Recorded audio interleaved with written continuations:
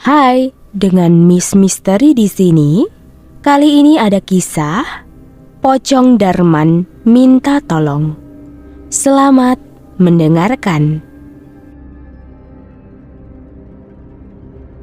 Sore itu langit tampak mendung kelabu. Seakan bumi tertutup 1000 awan putih. Hingga mentari pun tak mampu menembuskan cahayanya ke bumi. Gerimis mengiringi pemakaman Darman yang baru saja meninggal kala itu. Warga sangat antusias memberikan bantuan sukarelawan mengurusi mayat Darman hingga di pemakaman.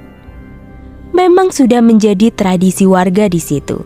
Jika ada yang meninggal, maka harus segera dimakamkan. Menurut keterangan warga, Darman meninggal karena bunuh diri. Dia putus asa dengan penyakitnya yang tidak juga sembuh. Padahal istri serta anaknya selalu setia mengurusnya. Sore menjelang maghrib, pemakaman baru saja usai. Dan malam diadakan tahlilan seperti biasanya. Warga berbondong-bondong untuk menghadiri acara itu.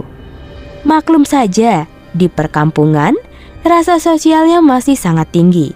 Jadi tidak heran apabila rumah Darman dipenuhi oleh banyak orang malam itu. Biasanya tahlilan dilakukan setiap malam sampai malam ke-7. Dan kejadian aneh mulai warga rasakan pada malam ke-7-nya. Setiap malam ada saja warga yang cerita melihat penampakan pocong. Entah itu pocong Darman atau yang lainnya. Tapi yang jelas, sebelum Darman meninggal, warga memang aman-aman saja. Tidak ada pocong berkeliaran. Sebagai ketua RT, Supri sering mendengar keluh kesah warganya tentang penampakan hantu pocong gentayangan itu. Supri yang belum pernah melihat pocong merasa tidak percaya dengan semua cerita itu. Suatu malam, Supri berjalan seorang diri. Rumah warga yang saling berjauhan membuat Supri harus melewati tempat-tempat yang sangat sepi. Entah dari mana asalnya, hantu pocong itu tiba-tiba jatuh tepat di hadapan Supri dan hampir mengenai kepalanya. Supri lari kocar-kacir tanpa melihat jalan yang dia lalui. Sampai Supri jatuh terperosok di pematang sawah. Begitu dia bangun, tepat di hadapannya nampak sosok pocong bermuka rusak, penuh dengan belatung sedang tersenyum kepadanya. Supri pun bangun dan lari terbirit-birit. Tiba di dekat pohon rambutan yang besar, dia melihat pocong itu lagi, sedang berayunan di dahan pohon. Supri sangat ketakutan sekali. Supri teriak minta tolong. "Tolong!" teriaknya. "Pak, Bapak, Pak, bangun Pak, bangun!" Istrinya membangunkan Supri.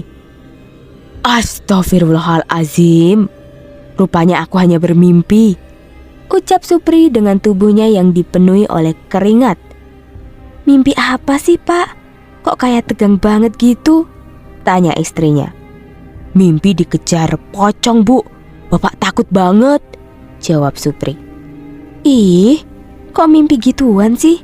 Udah jangan cerita, Ibu jadi merinding," kata istrinya ketakutan. Tiba-tiba jendela kamar Supri terbuka dengan sendirinya, disusul dengan tiupan angin malam yang menggoyangkan gorden di balik jendela yang sudah terbuka itu. "Kok jendelanya terbuka sendiri ya Pak? Perasaan tadi sudah dikunci loh," istri Supri bertanya-tanya. "Gak tahu Bu, lupa belum dikunci kali Bu," jawab Supri mengelak. Perlahan Supri bangun dan berjalan menuju jendela untuk menutupnya kembali.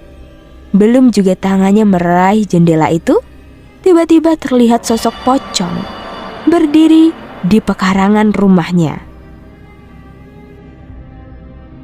"Ada pocong beneran, Bu!"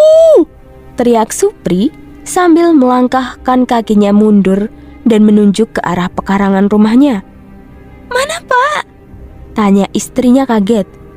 "Di depan jendela, Bu," jawab Supri. Supri dan istrinya saling berpelukan dikarenakan rasa takut yang luar biasa.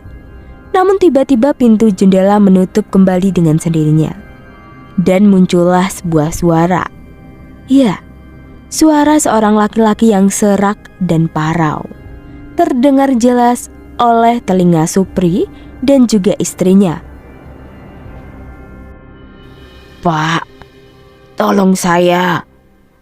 Sebenarnya saya mati bukan karena bunuh diri, melainkan karena dibunuh istri saya. Dia sudah gak mau lagi ngurus saya yang sakit-sakitan ini.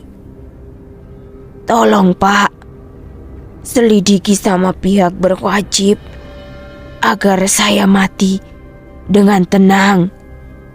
Begitulah yang Supri dan istrinya dengar saat itu. Keesokan harinya, Supri melapor ke pihak kepolisian. Dia meminta agar jasad Darman segera diotopsi dan meminta agar keluarga Darman diperiksa semuanya.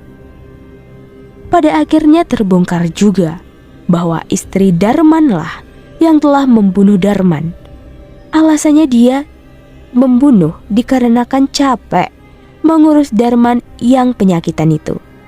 Dan dia mau nikah lagi dengan pria selingkuhannya. Bahkan pembunuhannya pun juga melibatkan pria selingkuhannya itu. Mendengar kenyataan itu, kedua anak Darman sangat terpukul sekali. Mereka tidak percaya ibunya setega itu. Akhir kisah, istrinya dan selingkuhannya dipenjarakan dan menjalani hukuman yang setimpal. Dan sejak saat itu, pocong Darman tidak lagi pernah menampakkan wujudnya lagi.